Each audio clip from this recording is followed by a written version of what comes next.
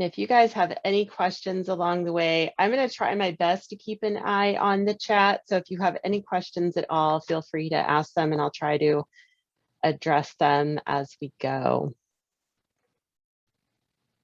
Give it another 30 seconds or so here.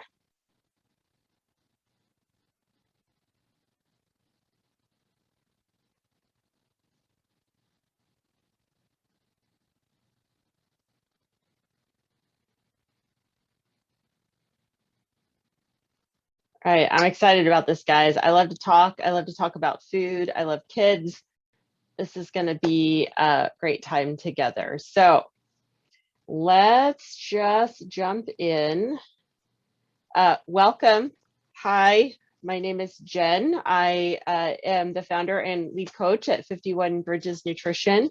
And I'm really excited to talk about kids today.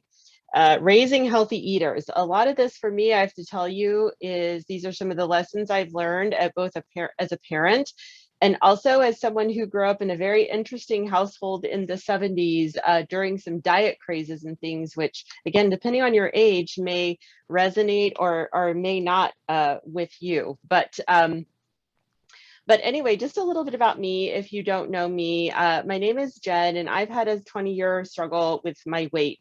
I've been obese, and as you can see here, this is me now. I'm fairly fit. I don't have everything figured out. I am still a disordered eater, and I am on a quest to help not only myself, but others really navigate this tumultuous relationship with food we seem to have created in our society.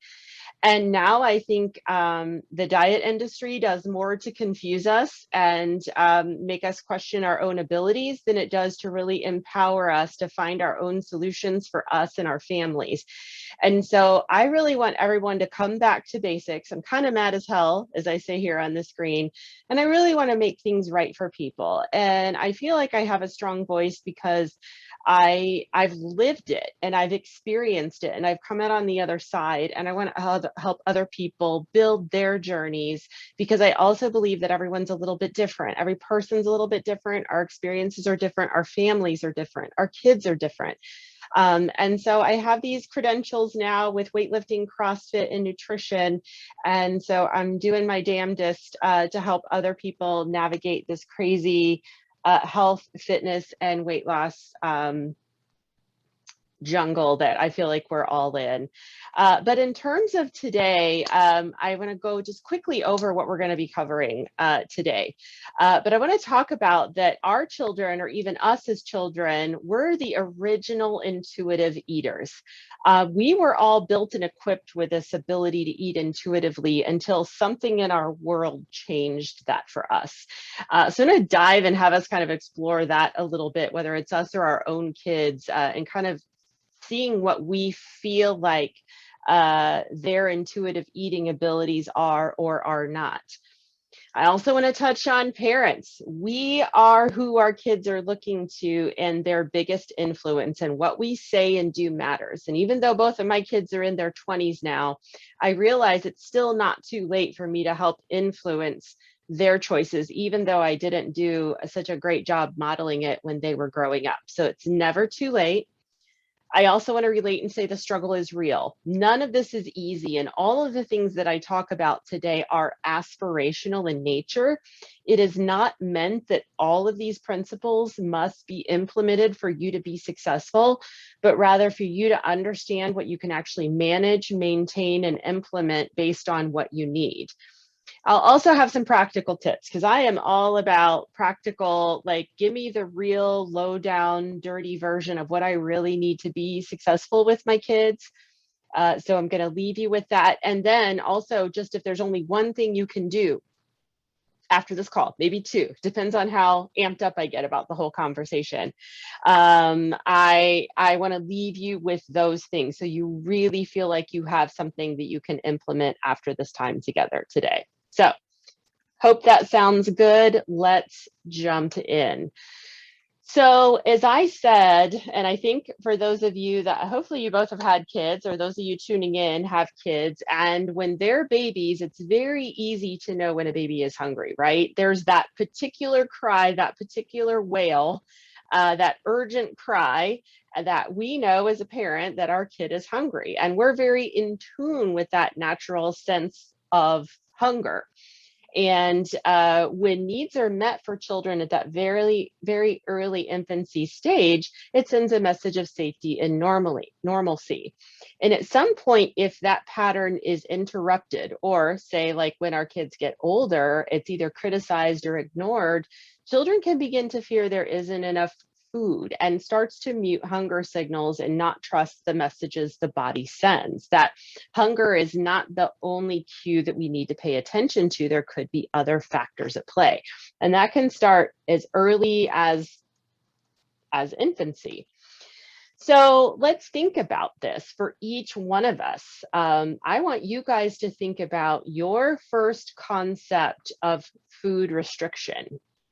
I want you to think back to your earliest memory and try to think about what was going on. How old were you when you had this first experience? It might be that you noticed that someone was always dieting in the household. It could have been that someone had shared with us that we might be a larger or smaller size than we should be. For some of you who are my clients who are listening, you might have heard my story about me going bathing suit shopping with my mom when I was in 5th grade, and she told me I had the cutest little pickle figure. And I think she was trying to compliment me, but at the same time, I was like, even in 5th grade, I don't think I wanted to look like a pickle. That wasn't a very attractive thing to me. So I started getting those first signals that I might not be acceptable if I was a little larger or a little wide in the waist. Commenting about how much or what someone is eating, or the idea of good or bad food. An experience for me in the 3rd grade was, I remember being told that I could have any cereal I wanted if, I think it was like, sugar was not a part of the second or sugar had to be at least the 3rd or 4th ingredient. It couldn't be the 1st or 2nd. So that was my very first thought of these cereals are bad, I can't have them, and these cereals are good or okay. And so here I am, a 3rd grader, already looking at nutrition labels, reading nutrition labels, and having a sense of good and bad when it comes to food. So to this day, I can tell you that one of my biggest food triggers is cereal. I didn't even put that together here until recently, but there is a direct correlation when we begin to restrict food and put parameters around it and how much we want to eat it. But then if we talk about the intuitive eating camp, and this goes for myself, like if I let my child or even myself eat intuitively, we'll eat nothing but candy or fast food. And I think that's what most of us instinctively think when we think about opening the whole wide world to eating and being able to eat whatever we want. But I think we need to slow this thought pattern down a little bit, especially when it comes to our kids, and think rationally about how we have conversations with them, how we present food to them in ways that doesn't have this all or nothing thinking about it.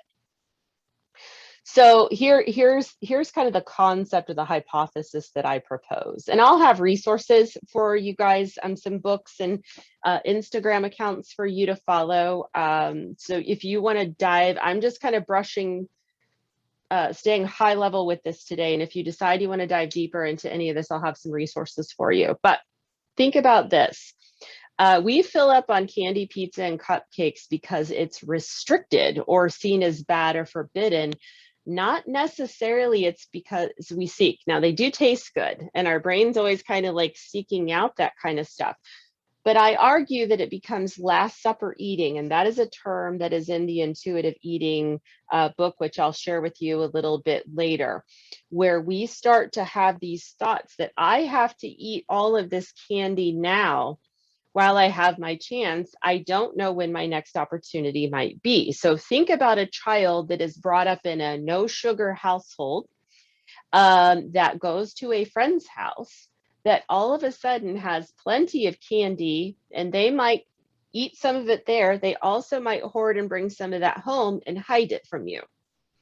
And so all of a sudden we are creating an environment also of eating not for hunger, right? But for pleasure or to fill some sort of unmet need because I know I'm not going to get my candy or sugar needs filled.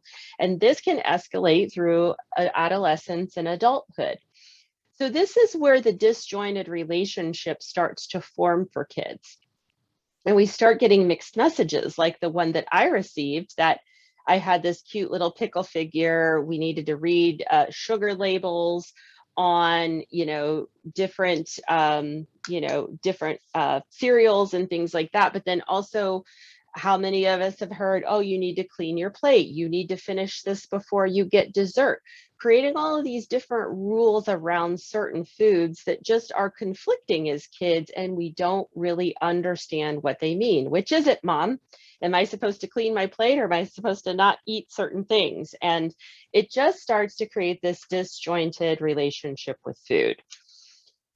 So I like to think about this. What if we were all brought up in households where carrots, candy, chicken, spinach, grapes, all the things I've listed here, that we would see those similarly, that there wasn't this distinction? Because I think all of us here will look at this list and say, I see the good food and I see the bad food, right? We're going to put these moralistic terms on the food, the things I want my kids to eat, the things I don't want my kids to eat.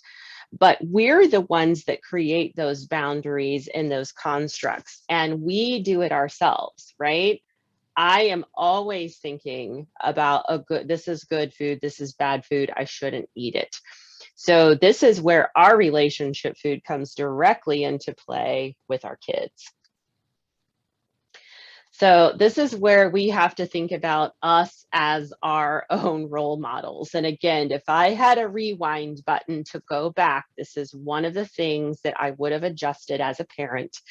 I was struggling with my own disordered eating habits. And so I did not set an appropriate example.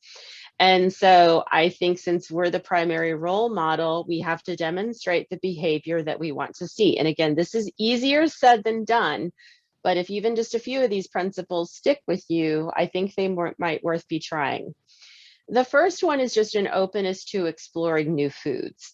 Are we ourselves picky eater? I am married to a very picky eater that refuses,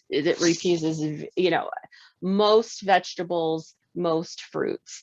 And so we instantly have a situation where if you have a parent in a household that isn't a willing participant, it can be tough. And so sometimes I would talk to my spouse, hey, could you be open to exploring some new foods as well? Are we really creating this where we're just eating the same things? And I think restaurants don't do us any favors by having kids menus that are limited to what? Chicken fingers, spaghetti, some form of PB&J, very limited. How often do you go somewhere or see a salad or something where it's actually like pizza is always on the kids menu too, right? Something that would be more for kids to explore instead of nudging them in the corner with these are the foods that kids like, so we have to feed them that. So can we start to bridge something to the exploration of new foods and introducing new foods, while also, and I'll talk about this a little bit later, making sure there are familiar things that they like along with the new foods. I think that's an important point too.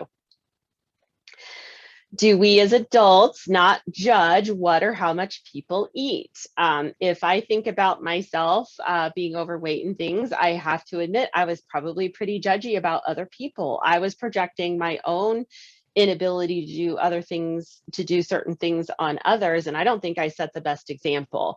So really understanding that criticizing about food, again, whether it's doing it to yourself or under your breath, or doing it openly, is something we have to be very careful of. How many of us are trying to eat healthy and we go to a social event only to have stuff pushed on us, or just amazed at how much other people are eating or not eating, and we just get so judgy around food, and I don't know where that comes. So how are we in our judgments, our own personal judgments when it comes to food, and can we become neutral and have no comment on certain things? It's a very important practice for those of us that have been, like myself, not so great at it in the past. Can we find fruits and vegetables interesting? Can we practice what we preach? I think we can, and I'll dive deeper into this one later. That we're not engaging in restrictive eating behaviors, at least openly in front of kids. Now, I coach clients and really encourage them to weigh and measure their food. And it's not so much that I want to create this restrictive behavior as I want people to be educated on what serving sizes look like. So there are certain things that we might feel are restrictive behaviors that we don't want our kids to see, but at the same time, they could be really good learning opportunities. I think what I mean when I say restrictive eating behaviors is, are we really doing things, labeling foods like my last point here, associating moralistic terms like good or bad, or really withholding foods because this is bad, or limiting foods because we're putting some sort of label on them that they're not acceptable in the house, that they have sugar or too much fat or whatever it might be. And are we enjoying, I call them play foods. This intuitive eating book that I'm a fan of says not to call it junk food, fast food, but to call it play food, because the thought is that play food is for enjoyment only, and that there's nothing wrong with that we should enjoy ice cream, cookies, and things like that, but understanding they don't necessarily have a nutritional value, that those are not the things that we fill up on when we're hungry. So do we as adults enjoy play foods among with a wide array of nutritious foods? Are we setting those examples? Not so easy for us, is it? So supporting your child's relationship with food. There are a few important things that I think are key for us to know and remember when we're trying to help our kids develop a healthy relationship with food, is understanding that they come to us self-regulating, right? I had one of my sons, I think when he was 2 or 3 years old, I swear the child didn't eat for a year. He would take little nibbles of things and run off and go play. And I was worried incessantly. I was like, I don't think he has eaten anything today. But what we have to remember is that kids grow in spurts. And so often, especially I think with boys, although I only had boys, I can't speak otherwise, is that I really feel like they're either eating everything and that they were clearing my house out of grocery, or they weren't eating at all. It was these different extremes. And so because children grow in spurts, they tend to eat sporadically like that as well. So they will also eat the same thing over and over, and then one day you'll put it in front of it and they'll have no interest in it whatsoever too. So these kind of weird twists and turns that we get from kids are customary, and we need to not worry about them so much. They are self-regulating, and if we provide lots of variety and options to them, keep them interested and varied, allow them to choose, they will eventually be okay. So we need to just remember that principle and not fret too much when it comes to food, or get too pushy or too whatever when it comes to food. Because kids seek autonomy from a very early age, the terrible twos, right? They're attempting to be independent of us. That is what they want.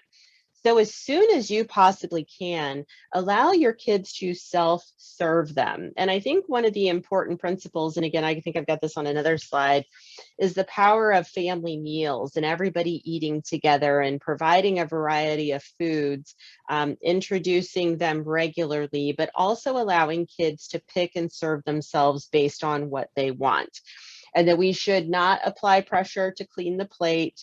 They will eat when they are hungry. And I think another way to get interest in some of these newer foods too is making sure kids are somewhat involved in the grocery list. And I've got some ideas for that in a little bit too, about how we can make it interesting for them, so when those things actually appear on their plates, they know they had a hand in bringing that forward. So are we really getting some of that and involving the kids in shopping and prep? The other thing, and I've said this a few times, and I'll probably continue to say this through the rest of the presentation because it's one of the hardest things to fix, is using these non-moralistic terms when we're talking about food. We say good, we say bad, we say clean eating, which connotes dirty eating. You'll see magazines that talk about guilt-free food and all these other things. At some point, we started applying these really heavy moralistic terms to food. And we've created these camps and diets and all of these different things that really, when it comes to kids, we need to stay just really neutral when we're talking about food. And the cookies aren't bad. Ice cream isn't bad. They're just don't have a lot of nutritional value. We can eat them for enjoyment, and that's okay. And just understanding that us parents, we are powerful.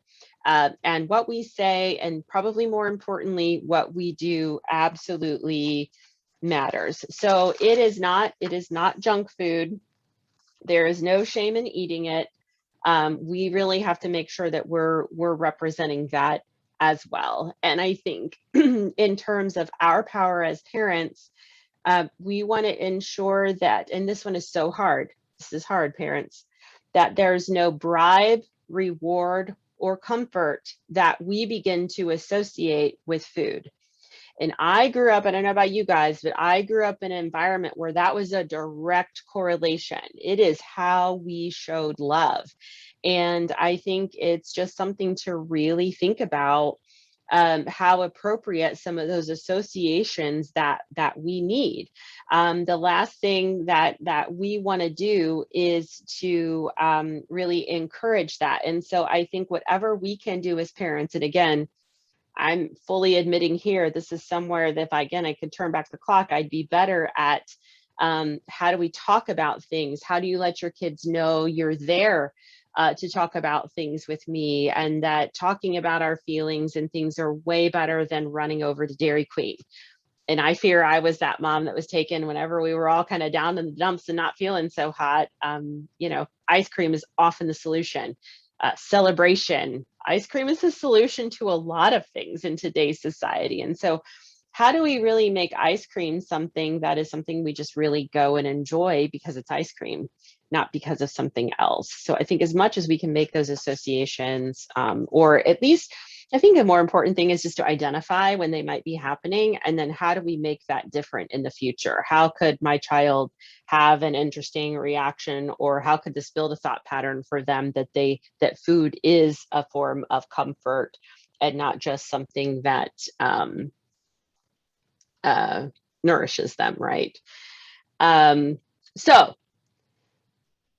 baby-led weaning. I know we're not necessarily talking about infants here, but I think this is just such an interesting concept that I wanted to share some of these principles with you, because I think they apply in a much broader scope as well. But there's this thought that at 6 months, you start including the baby into family meals and sharing what is prepared for family meals in little bite-sized, the appropriate things in bite-sized amounts on their tray, and allow them to use them as finger foods and feed themselves versus being fed, and that they can decide what they like and what they don't like. They have that autonomy of being able to feed themselves. It gives them that sense of independence. And you can begin to present not just the baby, but the entire family with a variety and diversity of eating from as early as possible, so that you don't become the short order cook that's cooking chicken nuggets for this person and peanut butter and jelly for this person and then lasagna for the entire family, right? But rather, we are creating from the time we're weaning this baby off of the bottle into the family dinner concept, that it just starts there. There's nothing different for the kid. All of that, it starts there. And so I think that's just some really interesting things, a thought to have as we go on, and make sure that this is how we're raising our kids to think more healthy about food. And so if we think about reinforcing intuitive eating with our kids, here are some key principles and takeaways that I have for you. Offering water to kids first if a child is thirsty. I think we're doing a much better job of this these days. It used to be, I think with my kids, we were seeking out things like Gatorade, juices, pop, soda, all of that stuff, right? It's what our kids wanted. And not only is it not good for them, but it can often, that can be the start of insulin spikes, diabetes risk, those types of things if we're having too much sugar in what we're drinking. So teaching kids to satisfy thirst with water first is a really great lesson. And I know like my niece and nephew have their own water bottles. My sister's done a really great job of making sure that it's always water first. And now it's their preference that they're older. So it's really great to, and get them a cool water bottle, change it out every now and then. Make drinking water, and then that's also mom and dad modeling that behavior too, right? I know I could probably do better at drinking my water on most days. So comes back to that. In terms of play food or cookies, ice cream, candy, all of those wonderful things, I suggest, and again, these are from some of the resources I'll share with you later. These are not my recommendations. These are what the experts say. Postpone introducing play food until your child has experienced a wide variety of nutrient-dense foods. I think so often we think, oh my God, they had this cookie at 2 years old and now they'll never turn back. Well, the thought is that if someone offers it to your child, remain neutral and accept it without any reaction. If they have been exposed to a diet with variety, it will not consume them. It should not consume them. It's a lot of it is our reaction, right? Oh, no, they can't have that. And then all of a sudden it's like, wait a minute, it's a cookie. I want it, right? Like, so when we create that anxiety around food, that's where it starts. So if we can just be neutral around it, let it happen. It's most about how much we've been introducing. I think we can also, if they are old enough, we can reinforce having a really good conversation with them about food being energy, about that play foods are purely for enjoyment, that we can enjoy them, and it might be important to enjoy play foods, but they don't satisfy our hunger. And then also having conversations about what hungry and full is. I'll touch on this in a minute too. Do we really know and understand that? I think that's something as an adult I'm still working on. Do I really know my own hunger cues, or am I being driven to eat because I'm bored, because I don't have anything better to do? Having that conversation with your child and actually hearing them tell you what they think can be really insightful for us as grown-ups as well. So having really open conversations with your kids about food can be very important. And again, I think providing your child with a variety of foods and options is extremely important. It's probably one of the hardest parts as a parent, because when I work with my clients, food prep is not easy. And I have some good thoughts about this for you at the end of the presentation too, because that is if you can only do one thing after this presentation, it's this variety of easy foods and options that I think can and should be your biggest takeaway. And again, same goes for us as grownups. This rule can really help our own health and well-being in terms of what we eat and what we reach for. So I'll come back to that one.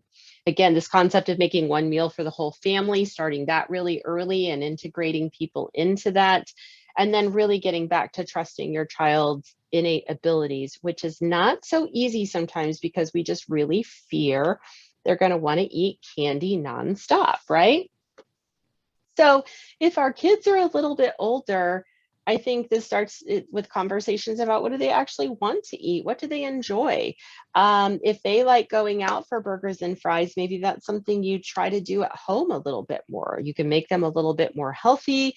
You can do great potatoes in the air fryer and avoid the grease, and really continue to have the foods that they like and enjoy, but really have them in a healthier manner. So have them contribute, and don't be afraid with what they suggest. Have them contribute a variety of foods. Okay, what fruit do you want around this week? Okay, what color of fruit haven't we had in a while? What about vegetables? Understanding what's in season. I think consistently trying new foods. As you go to the grocery and it's like, well, I really don't want to eat this produce. It just doesn't taste very good, right? Like, I'm not sure I really like this. But then you realize, oh, it's not in season. It's not whatever. And it's like, if fruits and vegetables tasted as great as the best one that we ever had all the time, like a cantaloupe, it's like when you have cantaloupe, it's so good. And when you have cantaloupe and it's bad, it's just not good at all. You don't even want to eat it because you know what cantaloupe can taste like. So really seeking out things that are in season and teaching your kids, hey, let's look up and see what's in season. Have we ever made a stew with pumpkin in it before, or butternut squash? How do we know what a butternut squash even looks like? You can make some fun lessons with things and make, there was a recipe I stumbled on this week. It was a beef stew with butternut squash. I was like, that would be a really fun one to prepare with kids and see what they think. What do they think butternut squash tastes like? And just kind of have that experiment. And then maybe you have a side or something that they're very familiar with that you know that they're going to eat when you're introducing this new food. So lots of great things you can think about doing and really make this your own. And again, making sure as our kids get older, we're not commenting about how much they're eating or what they're eating, really keeping that neutrality to whatever they're doing in front of you. You want to have them to continue to do that from you and not feel like that's anything they need to hide from or that you need to criticize. That's your biggest concern, right? Because the moment we start to criticize, I don't want my mom to see me doing certain things that I'm not supposed to be doing. And then it creates this forbidden where I need to hide what I'm eating, which even into adulthood, I was hiding food in my desk drawer, in my car, in other places, because I didn't want people to see me eating bad food, but I would eat good food in front of people and hide the bad food.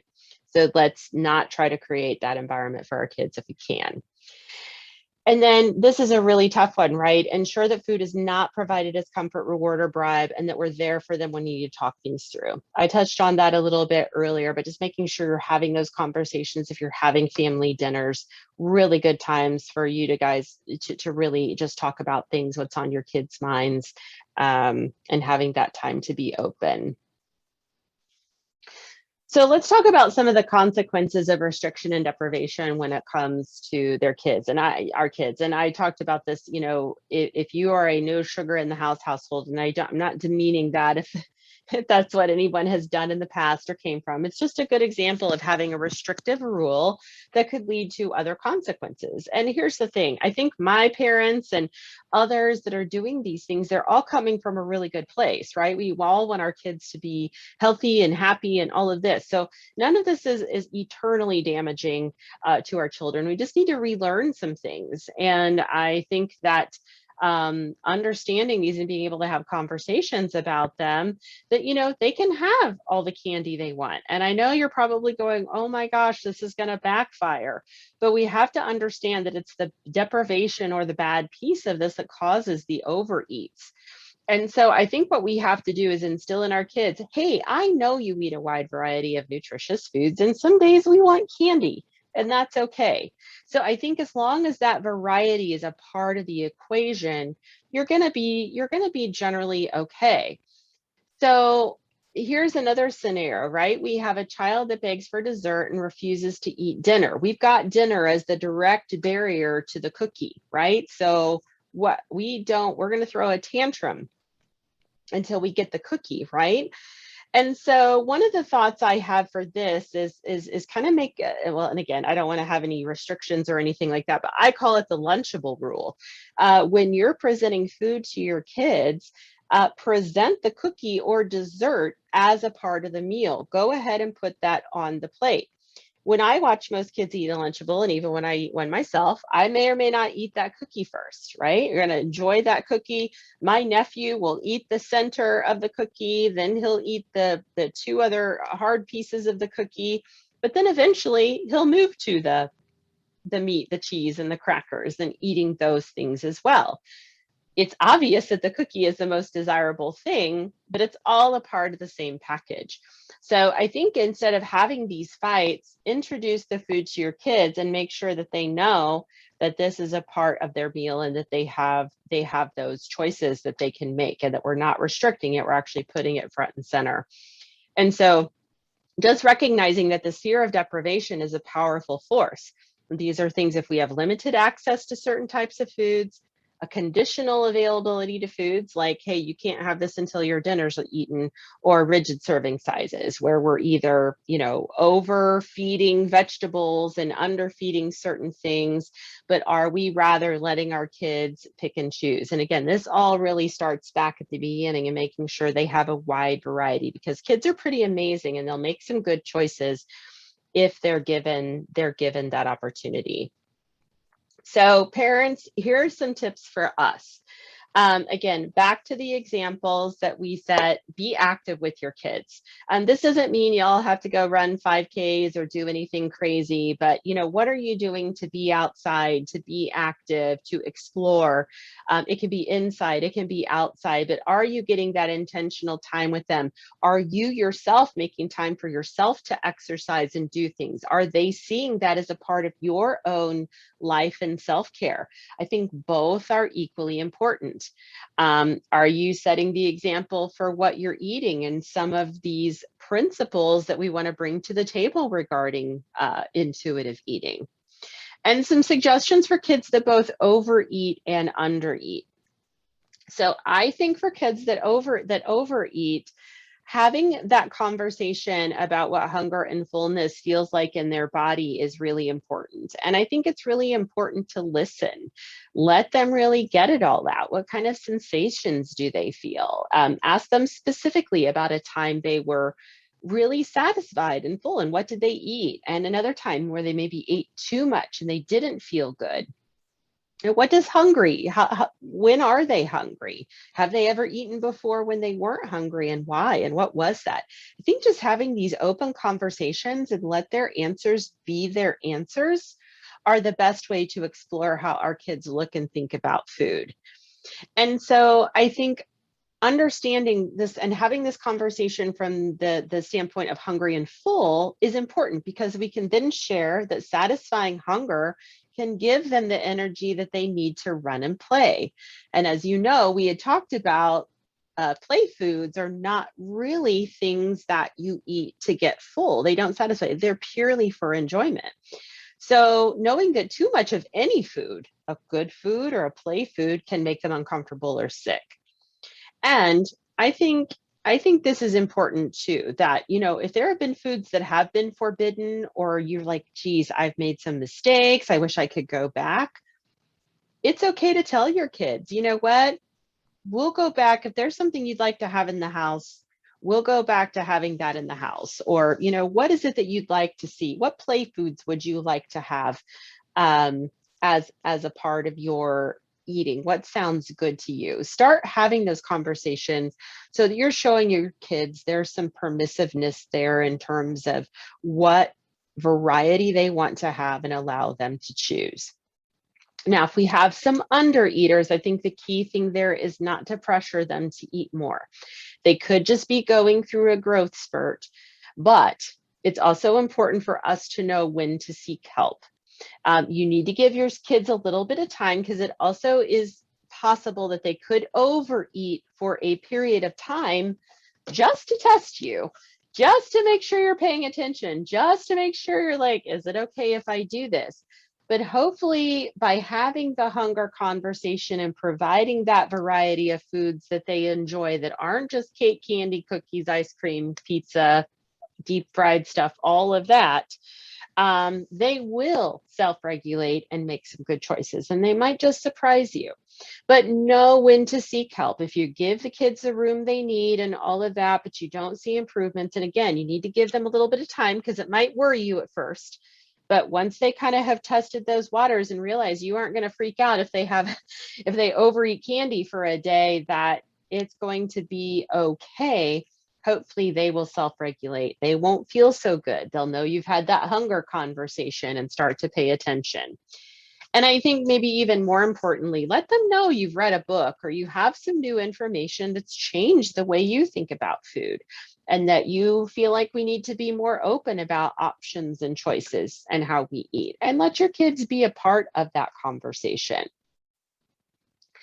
So here is what I think is probably the most important slide. And again, that one thing, if we take anything away from this time together today, it's how do we provide that really great variety for our kids to give them that sense of independence, autonomy, but also making sure they're eating more nutrient dense foods, and that they're more, maybe even more importantly, that they're actually choosing nutrient dense foods because they genuinely enjoy it and that's what they want to reach for because they know that the play foods will be there.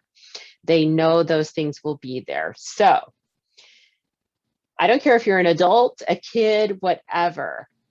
Prepping food and going to the store is probably one of the hardest parts of eating healthy. I proclaimed for many, many years that I was this fast food queen. I loved fast food, loved convenience food, loved things in packages, donuts, cakes, candies, all of those things. Takeout pizza. I loved just being able to get really hot, good, greasy food fast and then top it off with all the sugar. It's how I was. That's how I got to be 265 pounds and stayed that way for almost 20 years. Wasn't a bad person. It's just I didn't have a healthy relationship with food. And what I've learned even extremely recently is that it's not so much the fascination that I have with the fast food or the convenient food, that it is the fast and convenient. Turns out I myself, as someone who didn't understand this for so long, if there is good food in my fridge that is fast and convenient, I will not only eat it, but I will probably enjoy it just as much as a hot, fresh pizza or something else. And on top of it, I actually feel better.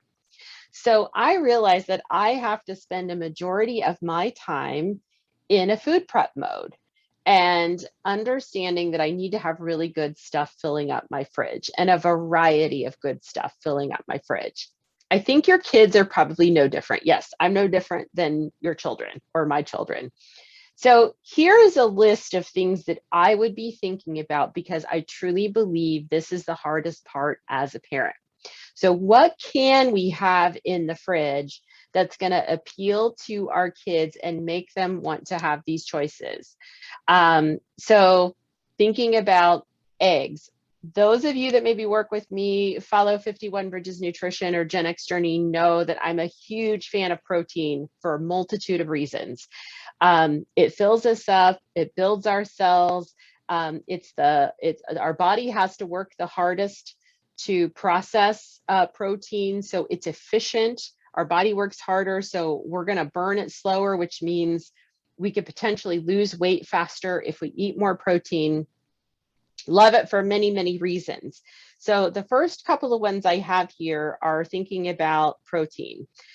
Kids actually love eggs. They can eat hard-boiled eggs, deviled eggs, or even egg muffins. There are lots of really great egg, make them in a muffin tin where you can have little bits of ham, bacon, cheese, and eggs that they can reach for a quick couple of seconds in the microwave, and voila, you've got a healthy protein breakfast, and some other things that, really good. They're even good cold. So I have one of the principles I've heard of is you can have a drawer in your fridge that your kids can know at any time they can have anything in that drawer. And you don't even have to call them healthy snacks, but it's a snack drawer where they can reach for anything in there they want anytime. And maybe there's a special bowl that has certain fruit and things in it, and then a drawer in the fridge. So having something like these little egg muffins or deviled eggs, things like that, single serving sizes in a little drawer would be amazing. I think thinking about nitrate-free lunch meat, protein, or different types of protein, whether it's ham, turkey, grilled chicken strips, have some, barbecue or honey mustard sauce if they like to dip stuff, or little individual serving sizes, whether they're homemade or you buy them in the store, of chicken or tuna salad. If these are things that your kids like or want to eat, explore that with them and provide it to them. I don't think we usually think of things like dinner leftovers as a snack. We think of chips and all of those snacky things as snacks. And I think we need to reinvent what snacks look and feel like. So I would look at various nuts and nut butters. So what nuts do your kids like? What would they eat? Have those ready to go in individual little serving size bags. Make sure they know what a portion looks like. I don't think it's a bad thing to educate kids on portion sizes. I did think it was kind of weird, again, when I'm looking at ingredients and things like that, but knowing and understanding, does a portion make me full or not? Am I paying attention to that? Again, it's not good or bad. We're not saying it's good or bad. We're just saying, do we know what a portion size looks like? Could be very interesting to do with a kid. Another thing with like nut butters, if they like peanut butter or almond butter, I think exposing the different ways you could enjoy a nut butter. Your kids are probably used to having a peanut butter and jelly sandwich, but have they had peanut butter with an apple? Have they had peanut butter on a celery? What are other things that might taste good with peanut butter? We could sprinkle some chocolate chips on them. We could have them on a cracker. Make sure your kids are getting that variety and seeing the different ways they can eat peanut butter and what they like and what they don't like, and explore that with them. I also think that there are some fun things you can do with kids when it comes to shopping for fruits and vegetables.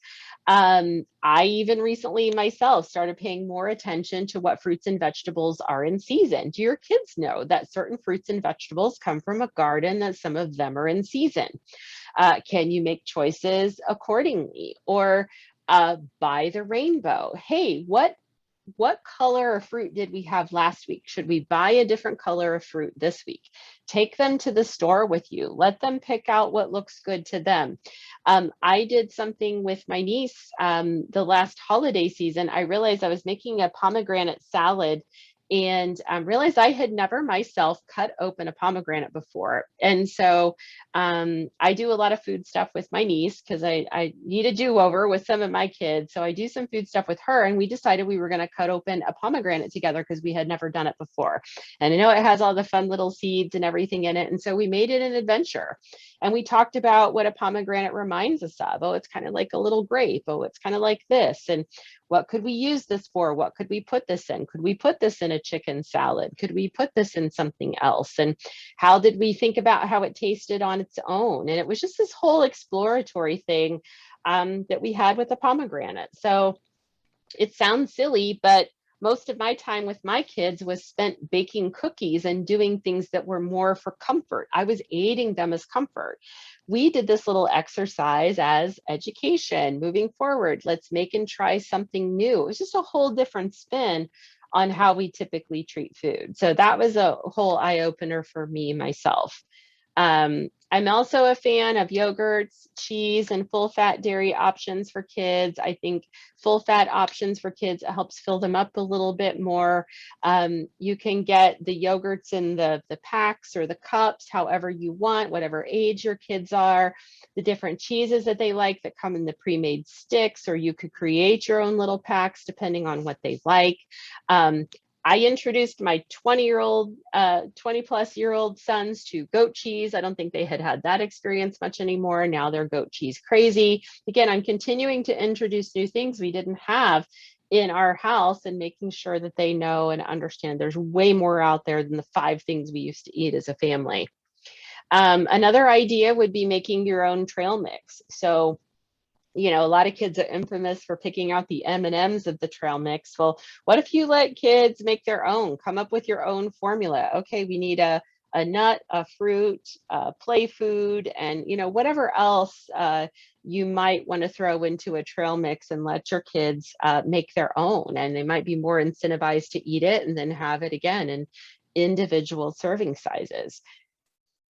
The downside to all of this, parents, this takes time. It takes an inordinate amount of time to think of all of these things and to be able to do them. But if you let kids start to drive a little bit more, let them pick the fun foods and introduce them to that variety, it can actually help you build your grocery list. So is there a time on Saturday or Sunday where you sit down with your kids and maybe you have a little bit of a whiteboard and you have the different types of food groups listed out, and you work with them to really figure out what it is they really want? What do they want to try?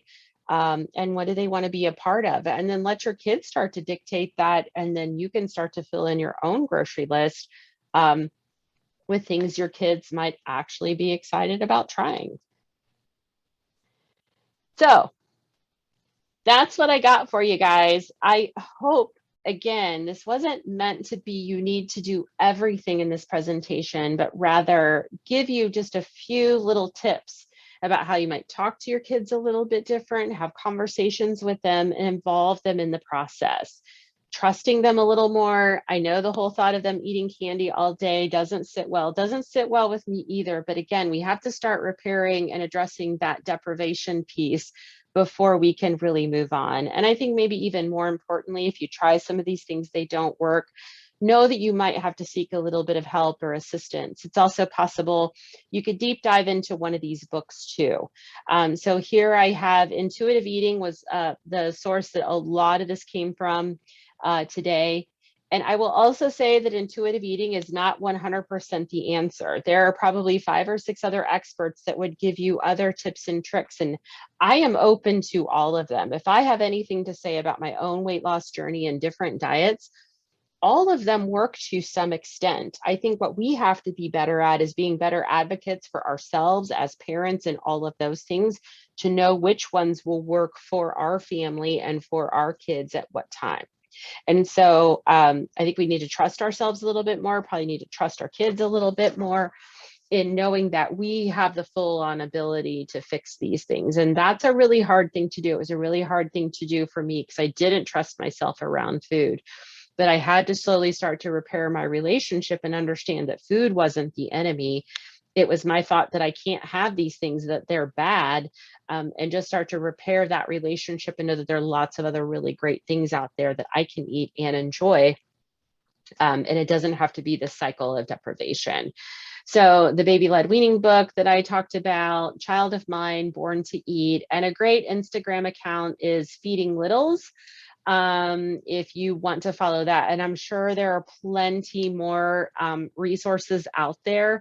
I really highly recommend you look into some of these things if you want to take a little deeper dive, but at the same time, be realistic about this. As parents, we have very little time. So again, I go back to this other slide of if you can really get on this providing variety for your kids and letting them start to pick and choose meals, it really is incredible. If you can start to build this relationship with your kids, making sure the play foods are a part of it, they're not seen as evil or bad or any of those types of things. This is where your win really comes in. So I think if I could go back and rewind the clock, this is where I would really spend my time and make sure I'm crafting that drawer of food for my kids that they can get to at any time, that we mix it up, we make sure it's all out there, and we don't make eating those play foods something that they have to do somewhere else and all of that, that we've got it front and center, it's in our home, we're aware of what's going on, so that you can pick up on those cues that might need a little bit further assistance, whether it's from a counselor or coach or someone else that can really intervene and start to help talk to your child if you're not finding you're getting anywhere with them. There's a lot more great resources out there. I really appreciate you guys joining me. If you have any questions at all, I want to put up my personal information here. So if you have any questions for me, you can email me at jen, Jen, at 51bridges.com. Would love to hear from you if you have any thoughts about today or, again, further questions for me. You can also find me on Facebook and Instagram. If you want to follow my nutrition coaching business, that's 51 Bridges Nutrition. Or you can find me, sorry, I think my microphone or my headset died on me. Hopefully you can still hear me. Yeah, 51 Bridges Nutrition, and then also Gen X Journey. That is my personal weight loss journey. Some of the crazy things that I do. I say some cuss words, so I'll apologize in advance for that. But just kind of some of the shenanigans that I do and go through on my personal journey, if you're interested in that. But I really enjoyed having you today. For those of you that came live, yay, thank you. I wasn't alone. And for those of you that are watching this on the recording, thanks for staying tuned for so long.